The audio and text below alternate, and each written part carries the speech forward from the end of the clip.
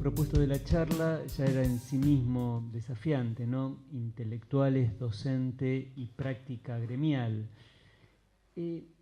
Lo primero que me vino a la cabeza es que cuando en los espacios, por lo menos autodenominados progresistas y de izquierda, recuerdo, por ejemplo, Carta Abierta, uno puede ver toda la nómina de firmantes y maestros y profesores no hay, salvo que sean profesores universitarios. En ese sentido, en ese campo parece que nuestra especificidad no es considerada como una actividad propiamente intelectual. Sí, efectivamente parecería ser que los docentes hay como un consenso en torno a que no somos intelectuales, somos otra cosa, ¿no? Somos ejecutores, como decía Susana, somos prácticos, somos transmisores de algo que siempre elaboró otro. Y en ese sentido, creo que amerita volver a reflexionar sobre el docente como totalidad, el docente como trabajador, no como empleado, porque también decimos que el docente es un trabajador, pero le hemos amputado la capacidad de transformación. Por lo tanto, es un empleado a lo sumo, y sobre lo que sería su función específica, que es el docente como intelectual. Trae a colación, para plantear un punto de partida, qué se produce y cómo se distribuye eso que se produce, y en la dimensión que me voy a dirigir ahora, cómo se explica esa distribución, cómo se construye un consenso político, cómo se construye una hegemonía acerca de que eso lo que está haciendo el orden es lo que corresponde, es lo que está bien, pasa a ser la naturalización de las relaciones sociales de dominación. Y esa función de darle a ese todo una visión coherente, justamente totalizadora, es la que tienen los intelectuales. Es casi su función específica, dotarle de sentido a ese todo, de tal manera que se difunda justamente como una cuestión coherente. Gramsci, voy a seguir apoyándome en él, distinguía lo que era ese conocimiento filosófico, totalizador, coherente, elaborado, de el sentido común, que era el que se difundía de una manera caótica, contradictoria, dentro del movimiento de masas. Y decía que, en definitiva, esa producción de totalidad se difundía en las masas en forma de sentido común como naturalización del orden. Muchas veces los docentes somos difusores y transmisores de ese orden hegemónico, de ese sentido común, de ese tipo de relaciones sociales. Casi me atrevo a decir, la mayoría de las veces hacemos eso de manera inconsciente, porque no tenemos como beneficio de inventario sobre lo que estamos produciendo o no produciendo. La pregunta es, o que yo me formulo acá, es ¿cómo es posible que a nosotros, de alguna manera, nos aparezca, digamos, seamos los portadores de la ideología dominante, a pesar de que hemos logrado, supuestamente, lograr una identidad de trabajador, ¿no?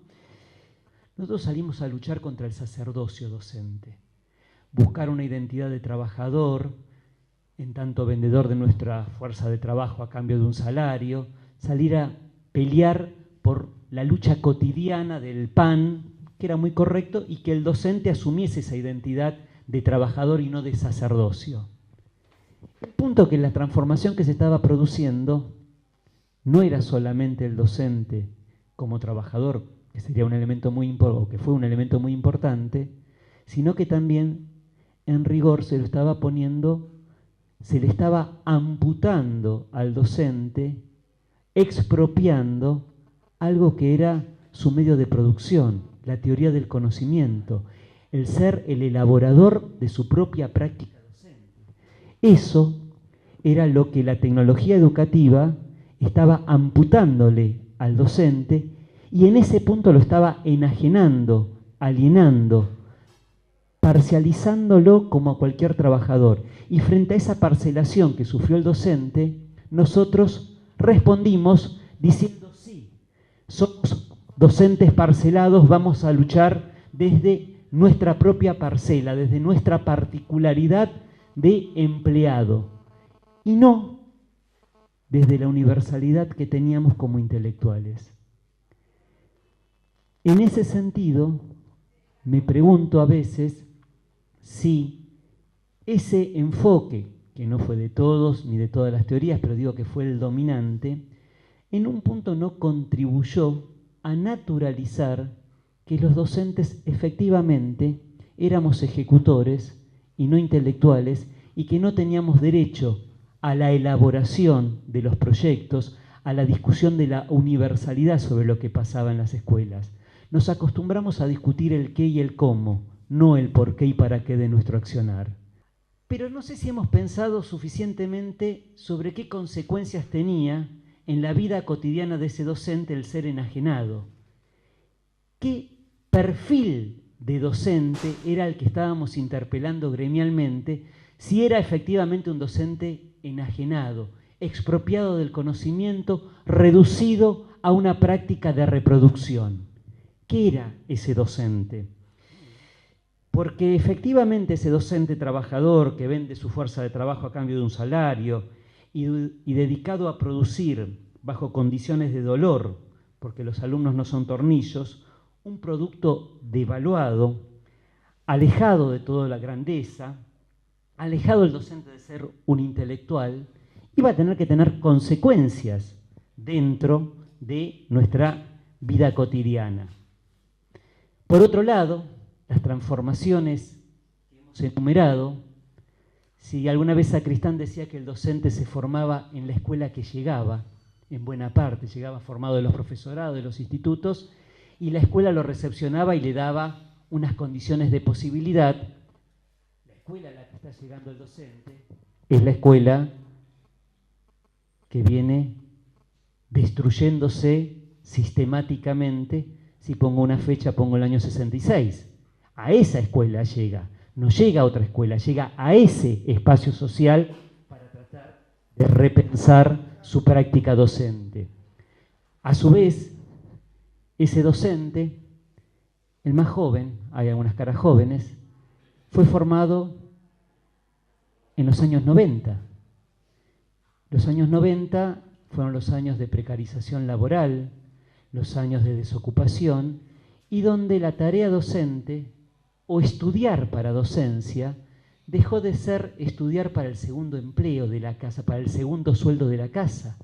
Era la condición de posibilidad de tener un salario bajo, pero un salario al fin, trabajo estable, obra social, todo eso que estaba absolutamente vedado en el marco de los planes neoliberales, para llamarlo con nombre y apellido. Es decir, no era el docente que se formaba para ser docente, se estaba formando otra cosa. Y yo creo que todas estas cuestiones nos hablan un poco del docente más real que tenemos. Tres elementos que son compartidos. Yo creo que la escuela efectivamente enseña muy poco, creo que los docentes faltamos bastante, creo que los chicos terminan sin tener clases. Ahora es interesante que de ese combo más o menos que es parte del sentido común, el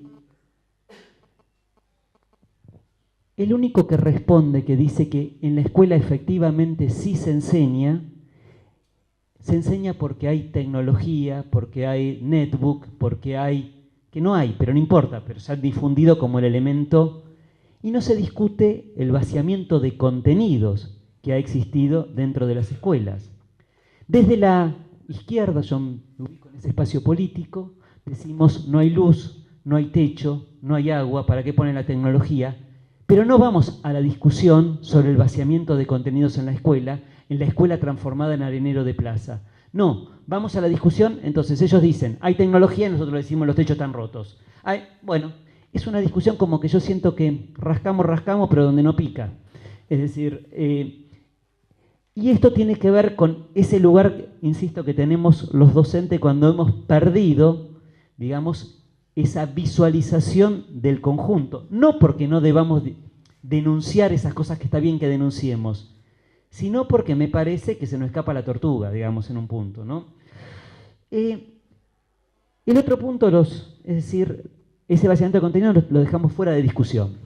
Nosotros tenemos que hacer paros, estamos obligados. Ahora, a veces pregunto si no nos provocan para que hagamos paros. Y está bien que nosotros respondamos con las medidas de fuerza.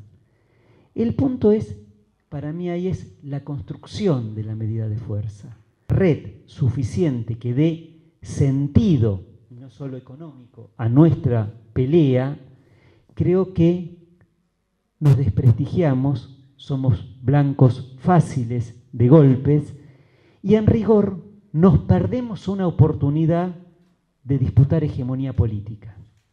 Nos perdemos una oportunidad, porque estando en el centro del debate político, discutimos la agenda de ellos y no la agenda que por ahí deberíamos empezar a construir solidariamente en los pasos previos, cosa que no es nada fácil.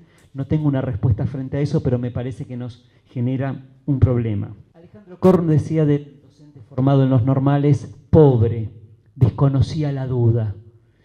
Y era cierto, estaba formado para llevar a la práctica determinadas cuestiones. Sin embargo, ese docente normalista sabía que a la escuela él iba a enseñar. No sé si los otros aprender, los otros debían aprender, pero él iba a enseñar. Él tenía una función importante para él y para la sociedad. Desconocían la duda. Sin embargo, sabían que tenían una función importante. Hoy, ese docente enajenado, alienado, que ha naturalizado las relaciones sociales, que es un trabajador, a veces creo que hemos perdido de vista que nuestra función en la escuela es enseñar y aprender, y que el contenido tiene un valor estratégico desde el punto de vista de las clases subalternas, que estamos en la escuela y el papel transformador de la escuela está ligado directamente a tratar de alguna manera, que el proceso cognoscitivo del pibe se desarrolle, que haya procesos de aprendizaje, que concluya con una lectura ingenua de la realidad, eso que decimos la lectura crítica de la realidad. Ahora, si nosotros hemos naturalizado que, bueno, en las condiciones de trabajo que tenemos eso no lo podemos hacer, yo me pregunto a veces desde el punto de vista de la tarea gremial, si es parte esto de nuestra tarea gremial, reflexionar con el docente que no da clase. ¿Reflexionamos nosotros desde el punto de vista de que no está dando clase, de que está vaciando de contenido, que está contribuyendo al sistema, o simplemente decimos, pobre con la cantidad de horas que tiene que laburar, bueno, es un compañero que viene a las marchas, demás? Que efectivamente no lo planteo desde un punto de vista agresivo, me lo planteo desde el punto de vista de la crítica y autocrítica que tenemos que tener como laburo docente. No es parte de nuestro trabajo, si el docente queremos que sea efectivamente un intelectual, este intercambio fraterno, crear estos espacios para reflexionar sobre estas cuestiones. Y dentro de la propia escuela pública se ha sufrido, algo que planteaba respecto sobre la segmentación del sistema educativo. Cuando uno analiza las escuelas públicas del barrio, va a encontrar que la escuela pública que funciona, oh sorpresa, los padres son docentes, profesionales, sectores medios. Y la escuela pública que no funciona son los que no han podido cruzar el charco. Es decir, los sectores medios, la forma que tuvimos de defender la escuela pública y de mandar a nuestros hijos a la escuela pública, fue colonizando alguna escuela pública del barrio para que funcione acorde a lo que nosotros pedíamos a esa escuela pública. Si lográsemos recuperar o interpelar al docente en su función de intelectual, abordando esta universalidad, tendríamos muchos más elementos para contribuir a una verdadera lucha contrahegemónica que es la que muchas veces nos proponemos, pero que quedamos, como bien dijo Susana, siempre preso de la agenda y de la discusión que nos situaron ellos, no la que vivimos nosotros, la que viven los padres de nuestros chicos y con los cuales nosotros deberíamos dialogar. Parecería ser que los que interpretan lo que le pasan a los chicos y a los padres son ellos y no nosotros que lo vivimos cotidianamente como víctimas. Hasta ahí.